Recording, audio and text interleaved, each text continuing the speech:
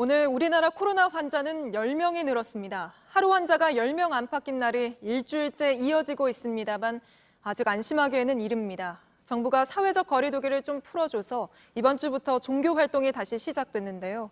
정세균 총리는 조용한 전파자를 막아야 한다며 특히 종교시설의 방역 수칙을 잘 지켜달라고 당부했습니다. 고승혁 기자입니다. 오늘 코로나 추가 확진자는 10명입니다. 이 중 4명은 해외 입국자였고 국내에서 감염된 환자는 6명입니다.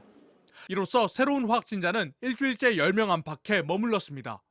지난주 토요일 신규 확진자가 18명으로 떨어진 뒤 어제는 6명에 그치는 등 감소세가 뚜렷합니다. 방역 당국은 완치율도 80%가 넘었다고 설명했습니다. 완치율이 80% 돌파하고 확진자가 2,000명 아래로 떨어졌다는 것은 그만큼 특히 이제 의료 체계의 어떤 부담이 많이 이제 줄어들 수 있다라는 것을. 하지만 이번 주말에도 당부의 목소리가 나왔습니다. 종교 활동이 시작됐기 때문입니다. 조계종은 석가탄신일을 앞두고 일요 법회를 재개합니다.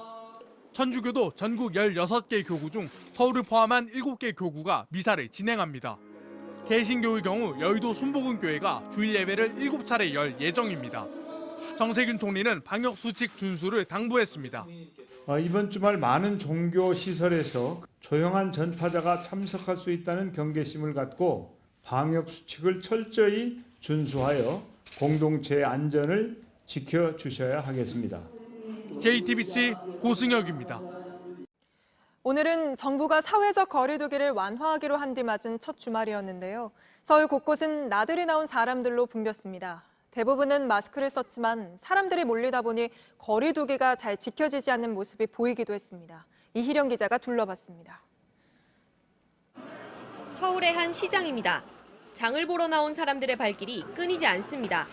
마스크를 쓴 상인이 손님을 불러 모읍니다. 손님들도 대부분 마스크를 꼈습니다. 시장 통로에 놓인 손소독제를 이용하기도 합니다. 다만 사람이 몰리다 보니 줄을 설 때 최소 1m 이상 거리를 두어야 한다는 지침은 일부 지켜지지 않았습니다. 코로나로 한동안 침체됐던 시장은 다시 활기를 찾았습니다. 사람들이 많이 나오고 매상도 훨씬 많이 오르고 좋아요. 저녁에 이제 문 닫고 가면은 다 반역해. 여러 가지로 주의를 많이 하지. 오랜만에 시장을 찾은 시민도 있습니다. 거리두기도 하고 하는데 경제가 너무 안 좋아지고 하니까 이제는 일상생활을 해야지 뭐 정부가 지원만 하는 거로는 이제 생활의 여건이 계속 유지될 수도 없고. 한강공원도 나들이를 나온 사람들로 북적였습니다. 돗자리를 펴고 소풍을 즐기는 사람들은 조금씩 뛰어앉았습니다. 약간 좀 떨어져 있는 것 같기도 하고 그리고 마스크도 뭐 먹을 때 빼곤 쓰고 있어서 그렇게 나쁘진 않다고 생각했어요. 자전거를 타는 시민들도 놀이터에서 노는 아이들도 대부분 마스크를 꼈습니다. 걱정하시기도 했는데 이제 마스크 잘 쓰고 사람들이 너무 많은 데만 안 돌아다니면 괜찮을 것 같다고. 다른 곳에서도 시민들의 발걸음이 이어졌습니다. 홍대 거리는 관광객들로, 북한산 국립공원은 등산객들로 붐볐습니다. JTBC 이희령입니다. 그런가 하면 이렇게 운동장에서 서로 떨어져 앉아 시험을 치르기도 했습니다. 생계가 막막하다는 호소에 보험 설계사 자격 시험이 2달 만에 열린 겁니다. 시험지가 펄럭거릴 정도로 바람이 강한 날이었지만 빈자리는 거의 안 보였습니다. 서영지 기자가 다녀왔습니다. 바람이 불자 시험지와 답안지가 펄럭입니다. 종이가 날아가지 않게 고무줄을 준비했지만 강풍을 막기에는 역부족입니다. 오늘 생명보험과 손해보험 설계사 자격 시험이 전국 19개 지역 야외에서 열렸습니다. 18,000여 명이 시험을 치렀는데 빈자리는 거의 없었습니다. 3개월 동안 준비를 했어요. 좋은 점도 있고 나쁜 점도 있는데 일단은 경험이 너무 좋아요. 첫 경험이라는 게. 보통 한 달에 6번 치렀던 시험이 코로나19로 2달 만에 재개됐습니다. 앞길이 막막하다, 생계를 위해 시험을 치르게 해달라는 청와대 청원이 잇따르자 정부 협조 아래 급히 시험을 치르기로 한 겁니다.